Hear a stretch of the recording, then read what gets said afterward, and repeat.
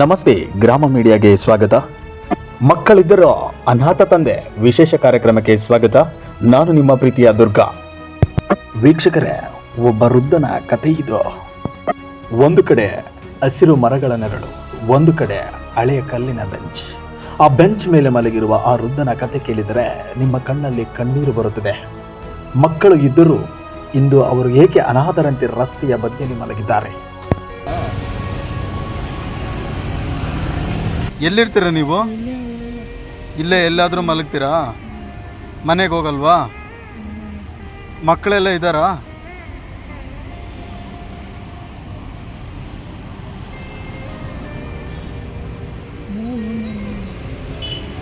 ಯಾಕೆ ಅವ್ರು ಯಾರು ನೀನು ನೋಡ್ಕೊಳ್ಳಲ್ವಾ? ವೀಕ್ಷಕರೇ, ನೀವೇ ನೋಡಿದಿರಲ್ಲ, ಅನಾಥ ತಂದೆಯಾಗಿರುವ ವೃದ್ಧ. ಈ ದೃಶ್ಯ ನೋಡಿ. ಮರಗಳ ನೆರಳಿನಲ್ಲಿ ಇರುವ ಈ ಹಳೆಯ ಕಲ್ಲಿನ ಬೆಂಚ್, ಅದರ ಮೇಲೆ ಆಯಾಸದಿಂದ ಬಿದ್ದಿರುವ ಒಬ್ಬ ವೃದ್ಧ. ತಲೆ ನೆಲಕ್ಕೆ ತಗ್ಗಿ ಹೋಗಿದೆ, ಕೈಗಳು ನಿಶ್ಶಕ್ತವಾಗಿವೆ, ದೇಹದಲ್ಲಿ ಬಲವೇ ಇಲ್ಲ. ಅವರ ಪಕ್ಕದಲ್ಲಿ ಒಂದು ಚಿಕ್ಕ ಚೀಲ ಮಾತ್ರ ಇದೆ. ಆ ಚೀಲದಲ್ಲಿ ಇರುವುದು ಅವರ ಸಂಪತ್ತು ಅಲ್ಲ, ಅವರ ಜೀವನದ ಉಳಿದಿರುವ ನೆನಪುಗಳು. ಪ್ರಿಯ ವೀಕ್ಷಕರೇ, ಒಮ್ಮೆ ಈ ವೃದ್ಧನಿಗೂ ಒಂದು ಮನೆ ಇತ್ತು. ಮನೆ ತುಂಬ ಮಕ್ಕಳು ನಗುತ್ತಾ ಇತ್ತು. ಮಕ್ಕಳು ಶಾಲೆಗೆ ಹೋಗಲು ಅವರೇ ಕಷ್ಟಪಟ್ಟರು. ಹಸಿಬಿದ್ದರು ಮಕ್ಕಳಿಗೆ ಊಟ ಕೊಟ್ಟರು. ಹಗಲು ರಾತ್ರಿ ದುಡಿದು ಮಕ್ಕಳ ಭವಿಷ್ಯ ಕಟ್ಟಿದರು. ಆದರೆ ಇಂದು ಅದೇ ಮಕ್ಕಳು ದೊಡ್ಡವರಾಗಿದ್ದಾರೆ, ಜೀವನದಲ್ಲಿ ಮುಂದೆ ಹೋಗಿದ್ದಾರೆ. ಆದರೆ ಅವರನ್ನು ಬೆಳೆಸಿದ ತಂದೆಯನ್ನು ಹಿಂದೆ ಬಿಟ್ಟು ಹೋಗಿದ್ದಾರೆ. ಇದು ಎಂಥ ವಿಪರ್ಯಾಸ ವೀಕ್ಷಕರೇ! ಈ ವೃದ್ಧನ ಕತೆ. ನಾನು ನನ್ನ ಮಕ್ಕಳಿಗಾಗಿ ಬದುಕಿದೆ, ಇಂದು ನನ್ನನ್ನು ನೋಡಲು ಯಾರೂ ಇಲ್ಲವೇ? ಅವರ ಹೃದಯದಲ್ಲಿ ತುಂಬಿರುವ ನೋವು ಈ ಕಲ್ಲಿನ ಬೆಂಚ್ ಮಾತ್ರ ಕೇಳುತ್ತದೆ. ಪ್ರತಿದಿನ ಮರಗಳ ನೆರಳಿನಲ್ಲಿ ಅವರು ಮಲಗುತ್ತಾರೆ.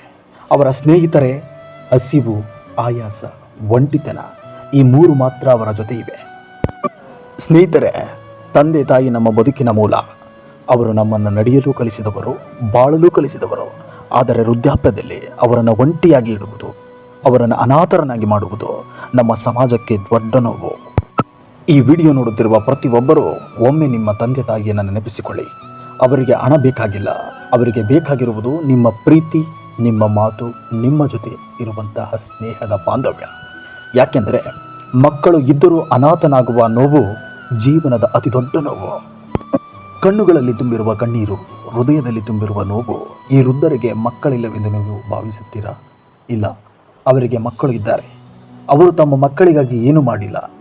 ಹಸಿವಾಗಿದ್ದರೂ ಮಕ್ಕಳಿಗೆ ಊಟ ಕೊಟ್ಟವರು, ತಮ್ಮ ಕನಸುಗಳನ್ನು ಬಿಟ್ಟು ಮಕ್ಕಳ ಕನಸುಗಳನ್ನು ನೆರವೇರಿಸಿದವರು, ಹಗಲು ರಾತ್ರಿ ದುಡಿದು ಮಕ್ಕಳ ಭವಿಷ್ಯ ಕಟ್ಟಿದವರು. ಆದರೆ ಕಾಲ ಬದಲಾಗಿದೆ. ಇಂದು ಮಕ್ಕಳು ದೊಡ್ಡವರಾಗಿದ್ದಾರೆ. ಉದ್ಯೋಗ, ಹಣ, ಮನೆ ಎಲ್ಲವೂ ಇದೆ. ಆದರೆ ತಂದೆ ತಾಯಿಗೆ ಸಮಯ ಕೊಡಲು ಮಾತ್ರ ಇಲ್ಲವೇ? ಈ ವೃದ್ಧನ ಮಾತು ಕೇಳಿದರೆ ಹೃದಯವೇ ಕರಗುತ್ತದೆ. ನಾನು ನನ್ನ ಮಕ್ಕಳಿಗಾಗಿ ಬದುಕಿದ್ದೆ, ಇಂದು ಅವರು ನನ್ನನ್ನು ಮರೆತಿದ್ದಾರೆ. ಒಬ್ಬ ತಂದೆಯ ಹೃದಯದಲ್ಲಿ ಎಷ್ಟು ನೋವು ಇರಬಹುದು, ಅದು ಪದಗಳಲ್ಲಿ ಹೇಳಲು ಸಾಧ್ಯವೇ ಇಲ್ಲ.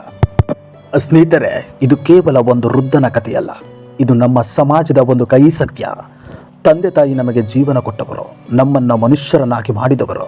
ಅವರನ್ನು ವೃದ್ಧಾಪ್ಯದಲ್ಲಿ ಒಂಟಿಯಾಗಿಡುವುದು ಅವರನ್ನು ಅನಾಥರನ್ನಾಗಿ ಮಾಡುವುದಕ್ಕೆ ಸಮಾನ.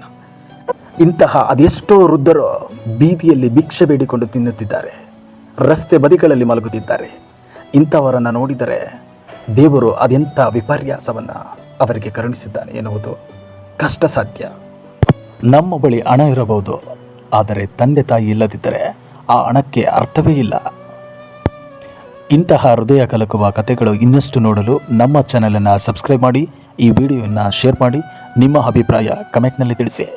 ಧನ್ಯವಾದಗಳು.